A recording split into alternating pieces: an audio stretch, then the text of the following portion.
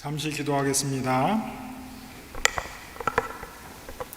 시간 진리의 성령님께서 찾아오시어 우리의 심령을 지혜롭게 하여 주옵소서. 말하는 자의 입술을 지혜롭게 하시고 듣는 자의 귀 또한 지혜롭게 하여 주옵소서. 예수님의 이름으로 기도합니다. 아멘. 사도행전에서 가장 중요한 사건, 한 걸음 더 나아가 기독교 역사의 중요한 전환점 하나를 꼽으라면 두말할 나위 없이 교회의 탄생을 알리는 오순절 성령 강림 사건입니다. 하지만 사도행전은 성령 강림이라는 이 결정적인 순간에 대해서는 매우 짧고 간단한 설명만을 전하고 있습니다. 그러니까 사도행전 2장 1절에서 4절 딱 넉 줄의 묘사가 전부입니다. 성령이 강한 바람처럼 임했다. 그리고 불이 혓바닥처럼 갈라지듯 임했다. 이해하기 힘든 설명과 더불어 사람들이 방언했다라는 사실만을 전하고 짧게 지나갑니다. 이 성령 강림이 중요한 사건이긴 하지만 똑부러지게 설명할 수 없는 까닭에 한번 예를 들어 설명해 보겠습니다. 대부분의 부모님들, 자녀들의 생일 기억하실 겁니다. 자녀들의 생일은 기억하지만 아이가 태어나던 그 감격스러운 순간에 대해서는 정확히 기억하시는 분이 별로 없으시리라고 생각합니다. 무엇보다도 아이가 약속 잡고 시간 맞춰 나온 것도 아니고 정신없이 나온 까닭에 아이가 태어난 하루 정신없이 지나가 버렸기 때문에 모든 부모들은 그날에 대한 희미한 기억을 갖고 있을 뿐입니다. 부모가 되는 것은 아이가 태어나는 순간이지만 사실 부모로서의 삶의 의미는 아이가 뱃속에 생긴 순간부터 시작합니다.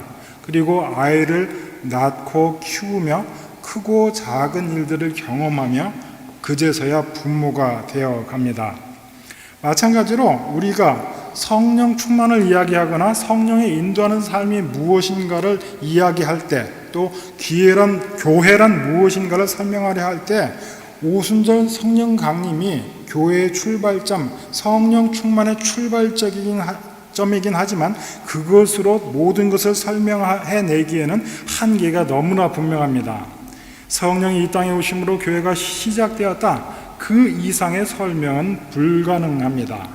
그래서 신앙 공동체로서 교회라는 모습이 구체화된 것은 오히려 성령의 오심이 약속으로 존재하던 그 시절 제자들이 한 일, 그 일을 통해서 성령 이후에 오신 그 교회란 무엇인가, 성령의 충만이라는 것은 무엇인가를 설명할 수 있게 됩니다.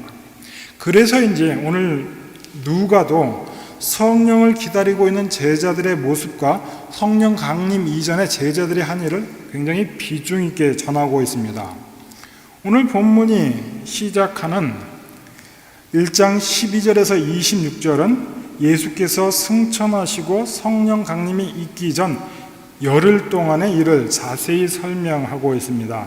그래서 오늘은 오늘 본문 말씀을 통해 성령의 오심, 성령으로 더불어 사는 삶의 모습을 생각해 보았으면 합니다.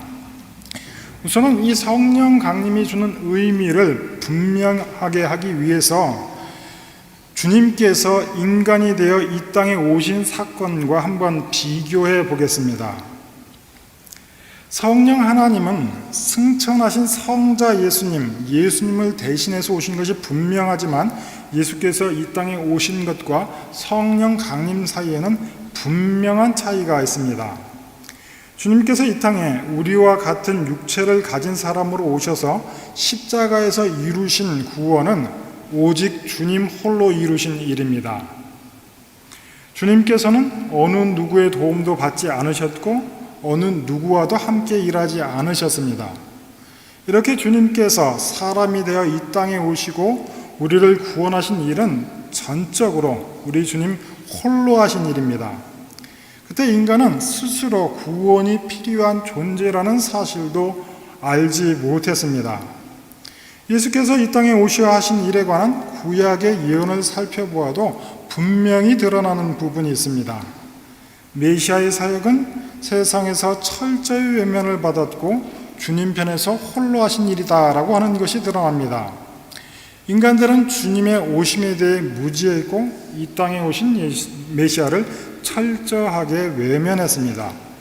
이에 대한 이사야서 53장 1절에서 4절 말씀입니다. 제가 천천히 한번 봉독하겠습니다. 우리가 전한 것을 누가 믿었느냐? 여호와의 팔이 누구에게 나타났느냐?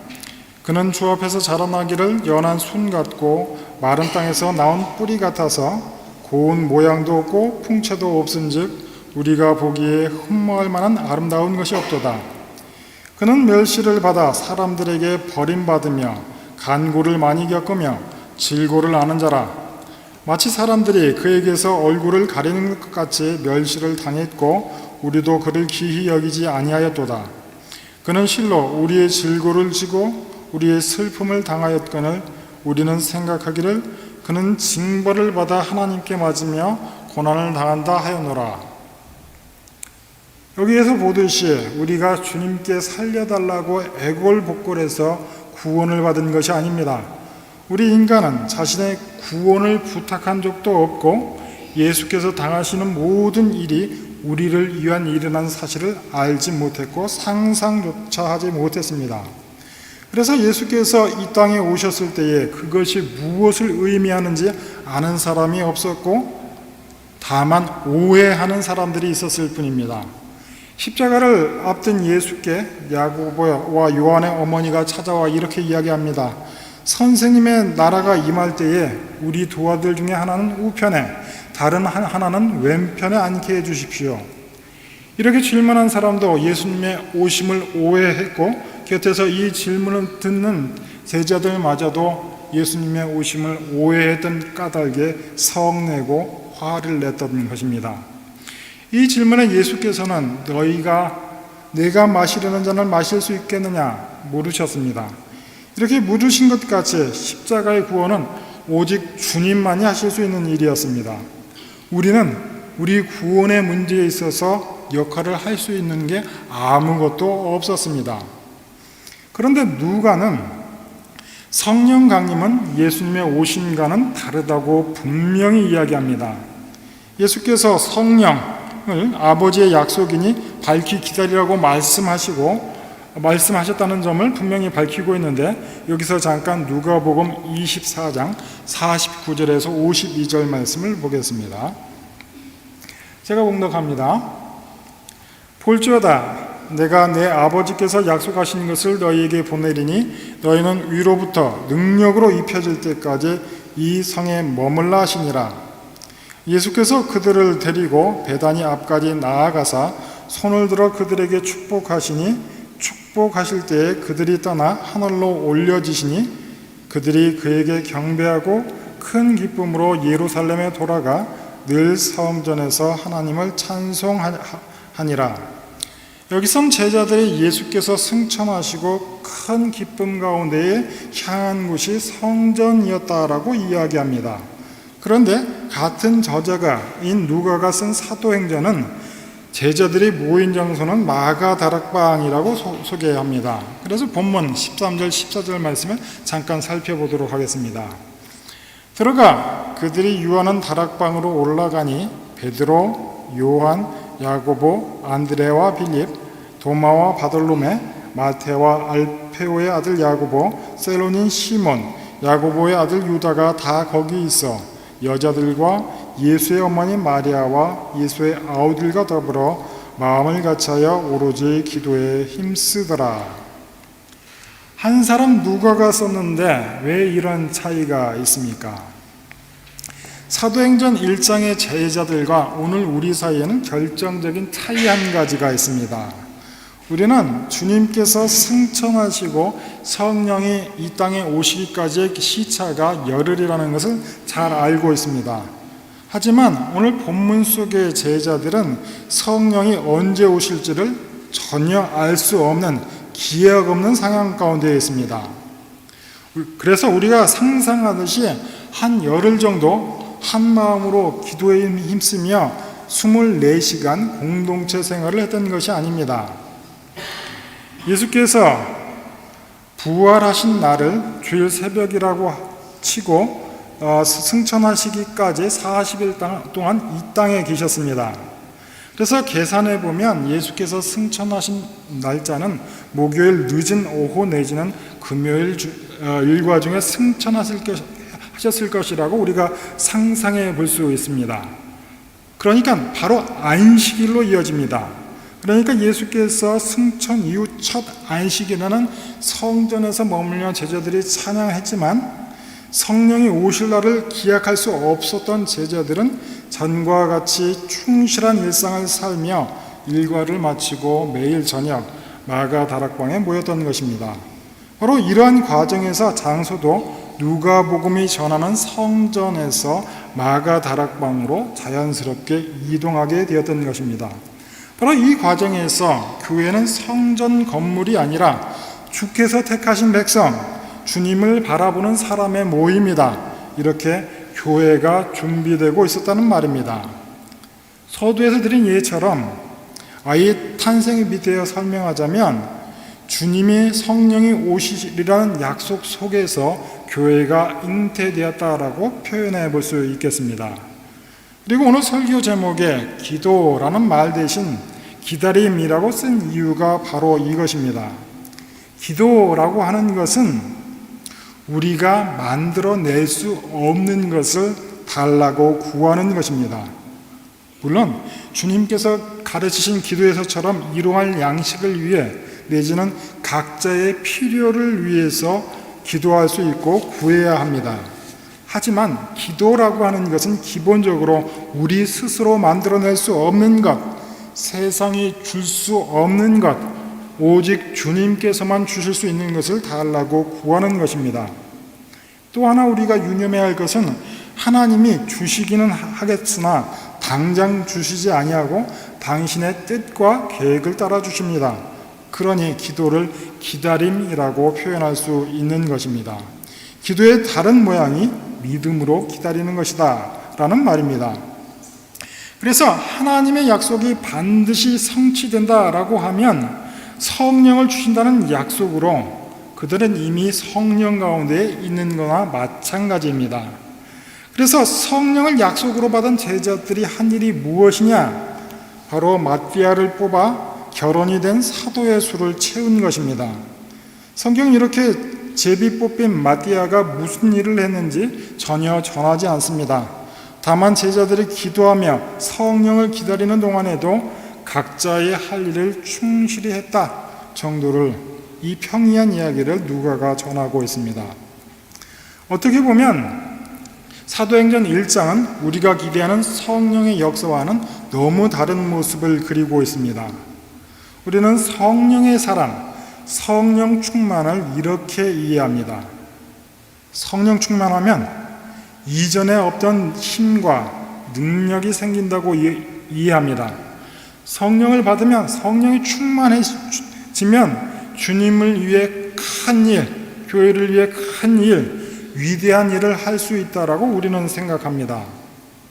이런 설명을 전제로 하고 성령 충만에 관한 우리의 흔한 오해가 무엇인지 확인해 보겠습니다. 우리는 실제로 이렇게 생각하고 이렇게 말하기도 합니다.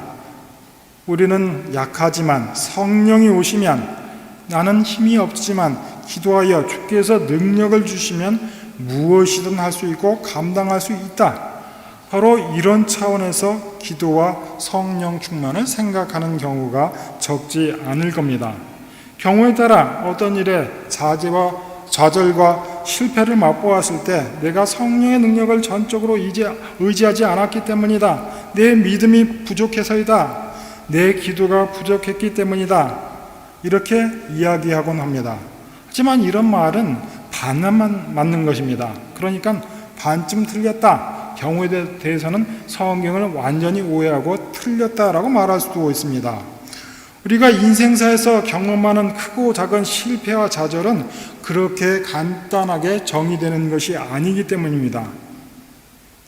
말 그대로 기도가 부족해서 실패했을 수도 있고 실력이 부족해서 실패했을 수도 있고 실수해서 실패했을 수도 있고 진짜 우리가 흔히 생각하듯이 나의 욕심과 나의 잘못 때문에 하나님께서 나를 깨우치시기 위해 좌절과 실패를 선물로 주셨을 수도 있습니다.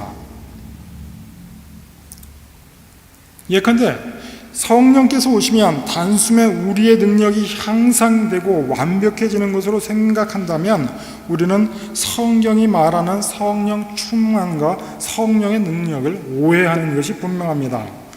왜냐하면 만일 성령 강림으로 신자들이 전능한 힘을 얻고 초월적인 도우심으로 형통한 삶을 누리게 되는 것이라면 굳이 오늘 본문에서 보는 것처럼 사도들은 마띠아를 뽑아 결혼이 된 사도의 자리를 채울 필요가 없었을 것입니다. 무엇 때문에 사도들은 사도의 수를 보충하여 전야를 가다듬으려고 합니까? 그냥 성령 강림을 한마음으로 간절히 기다리고 기도하는 것으로는 부족했겠습니까?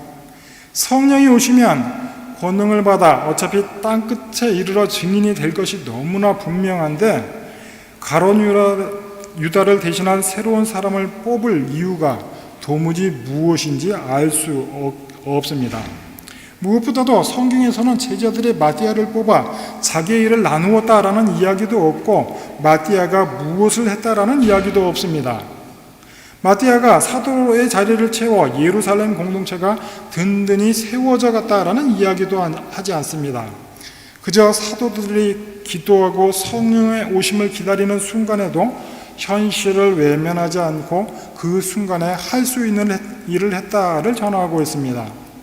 누가는 성령이 오시기 전 상황을 이렇게 길게 설명합니다. 그리고 제자들은 성령이 오시기 전 언제 성령이 오실지도 모르는 가운데에서 성령을 주시리라는 약속을 믿고 자기들이 해야 할 일을 묵묵히 감당했다. 바로 이 사실 하나만을 누가는 강조하고 있습니다. 우리는 흔히 성령의 권능을 받아 무엇을 하리라고 생각하지만 아버지께서는 성령을 약속하시고 그 성령을 보내시는 것이 우리를 써먹기 위해서 보내시는 것이 아니라는 사실 우리가 명심해야 할 것입니다. 하나님이 우리를 어떻게 대하시는가 알리시는 방편으로 성령을 보내십니다. 예를 들어 보겠습니다. 창세기 1장과 2장을 보면 하나님께서 인간을 창조하시고 어떻게 대우하시는가를 알 수 있습니다. 분명히 하나님은 절대자 하나님이시고 어느 것 하나 부족한 것이 없으시고 홀로 영광스러운 존재이신데 당신의 형상을 따라 인간을 창조하십니다. 그리고 첫사람 아담에게 세상을 위임하고 다스리게 하십니다. 하나님은 인간을 당신이 창조하신 세상을 가꾸는 동반자로 삼으셨습니다. 왜 그렇게 하셨겠습니까? 인간을 사랑하시고 동역하는 관계로 부르셨기 때문입니다. 좀 더 쉽고 현실적인 예를 한번 들어보겠습니다. 교회 봉사를 하다 보면 가끔가다 힘을 쓰는 일이 있고 또 크고 작은 일을 청년들에게 부탁하게 됩니다. 부탁하는 이 사람 입장에서는 이 일을 진행하는데 한 두세 사람이 1시간 정도 바짝 하면 금방 끝날 수 있는 봉사라고 생각하고 부탁을 합니다. 그런데 청년들에게 일을 시켜놓으면 꼭 필요도 없는 누구누구 자매를 부르고 또 누구누구 형제를 불러놓고 일을 시작합니다. 그래서 일의 내용 자체를 굳이 가격으로 비교하자면 10,000원짜리 일도 안 되는데 2, 3만 원어치 관식을 사다 놓고 1시간이면 끝난 일을 하루 종일 웃고 떠들며 그렇게 봉사를 합니다. 왜 그렇게 하겠습니까? 일 자체를 하는 것도 좋고 중요하지만 함께 하는 것이 즐겁고 좋기 때문입니다. 이처럼 성령께서 주님을 보내신다고 약속하시고 성령을 기다리라 말씀하시는 것은 내가 너희를 사랑한다. 모든 일을 함께 하자는 동역자로 우리를 부르시는 하나님의 초대와 당신의 사랑을 그렇게 나타내시는 것입니다. 하나님은 다만 성령의 권능을 주어 우리에게 일을 시키는 것이 아니라 성령의 임재, 인격적인 교류와 연합을 통해 함께 일하자, 우리와 동역하자는 뜻으로 성령을 보내셨습니다. 그런데 적지 않은 신자들이 성령의 오심을 기능적으로 생각하고 어떠한 능력을 얻는 것으로 오해하기도 합니다. 바로 이러한 까닭에 대부분의 이단들이 신자들을 유혹하며 파고들 때 쓰는 방법이 이러합니다. 우리가 아프고 인생사의 실패와 좌절이 있는 것은 기도가 부족하기 때문이다. 성령을 받아라. 이렇게 하면 된다. 이렇게 하면 반드시 복을 받는다. 하며 인생에 똑 부러지는 대답과 해결책이 있는 것처럼 신자들을 현혹시킵니다. 하지만 기계적인 원인과 결과를 신봉하는 것을 우리는 신앙이라고 말하지 않습니다. 성경이 말하는 성령 강림, 성령 충만은 어떤 기계적인 작동 원리를 뜻하지 않습니다. 그러나 이단들을 보면 아플 때는 어떻게 하고 실패했을 때는 어떻게 하면 극복할 수 있고 이런 식으로 사람들을 현혹합니다. 그러나 신앙을 결코 자동 판매기에서 물건을 뽑아내는 것처럼 이해해서는 안 됩니다. 그래서 성경이 전하는 성령 충만, 성령의 사람들이라는 표현은 하나님이 우리를 어떤 존재로 대하시고 계시는가를 나타내는 말이라는 것을 알아야 합니다. 성령을 받을 때 신자의 능력이 드러나는 것도 사실이지만 다만 그것이 아니라는 말씀입니다. 성령을 약속하셨다. 성령이 임하셨다. 성령이 우리 안에 거신다라는 말은 우리가 하나님께 남다른 대접을 받고 있다는 말입니다. 여기서 우리가 분명히 알아야 할 것은 성령은 주님의 영이요 예수님을 대신해서 오셨다라고 우리는 고백합니다. 그러나 성령이 하시는 일은 예수께서 우리의 구원을 위해 전적으로 홀로 이루신 것처럼 우리가 해야 할 일을 대신해 주는 분이 아니다라는 것을 분명히 알아야 합니다. 성령님께서 우리 안에 계신다라는 말은 하나님이 그 큰 사랑으로 우리를 당신의 일에 동역자로 삼으셨다라는 증거고 우리가 할 일은 우리가 해야 한다라는 말입니다. 그래서 우리는 성령께서 어떻게 일하시는가를 분명히 알아야 합니다.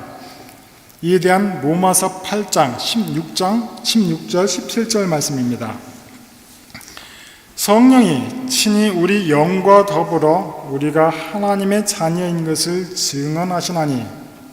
여기 한번 가만히 보십시오. 성령이 하시는 가장 주된 일이 우리가 하나님의 자녀됨을 확인해 주시는 거랍니다. 이어지는 17절.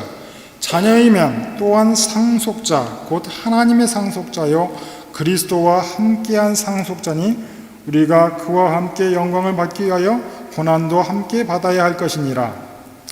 우리가 생각하는 성령 충만, 우리는 성령이 충만해지면 모든 문제들이 절로 해결되고 고난을 피해가는 일상의 형통을 생각하는데 성경은 그게 아니랍니다.